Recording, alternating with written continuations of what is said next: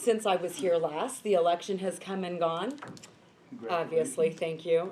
Obviously, we worked hard. We really did. I hope that people recognize that we took that election just as seriously as any election that we have faced.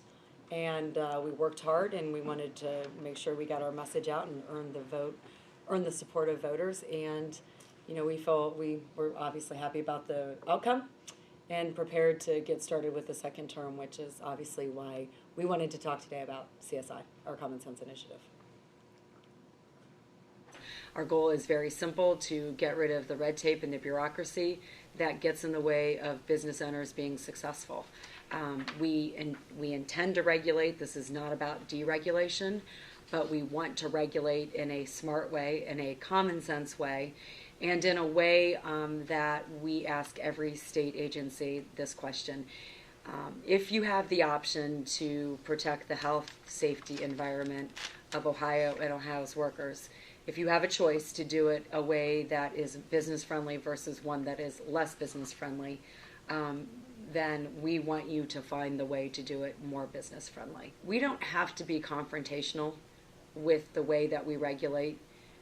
We can be a partner trying to accomplish common goals and still protect the health, the safety of our state, our environment, and our people. And again, make it easier for those businesses to create jobs here. Are you considering the administration's pro-business history that this should have been job one the last time you guys were elected? Why did it take you so long? Actually, we have been working on our Common Sense Initiative for the last 4 years. When we took office in January 2011, the very first executive order that Governor Kasich signed was to create our Common Sense Initiative office and to appoint me as the leader or director of CSI.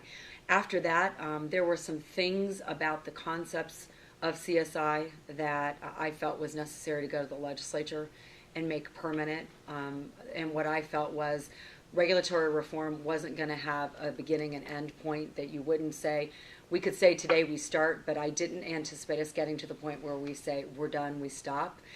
Because I think that government should always be looking at the way it functions. And so we went to the legislature and asked the legislature to put part of this in the statute so that the Common Sense Initiative would continue to exist beyond our time. We are pleased that we, once we implemented our process of rule review, we had 44% less rules that were proposed and introduced by our government agencies, our state government agencies.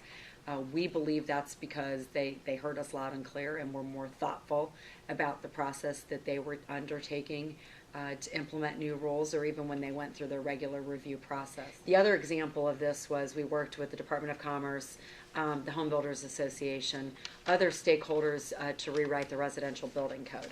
When we came into office, there was a residential building code out there, and they had already been in the process at the Department of Commerce before we came into office. They had come to a complete impasse.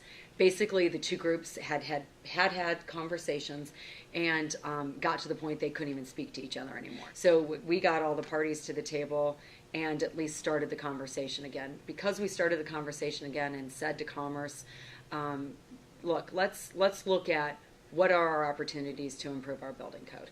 Where can we take advantage of new technologies where they make sense?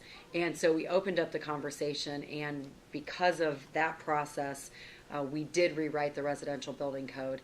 And the home builders 2 years ago said, after this process was completed, that because of the work that we had done compared to what was proposed, there was an estimated savings of about $2,000 per new home built.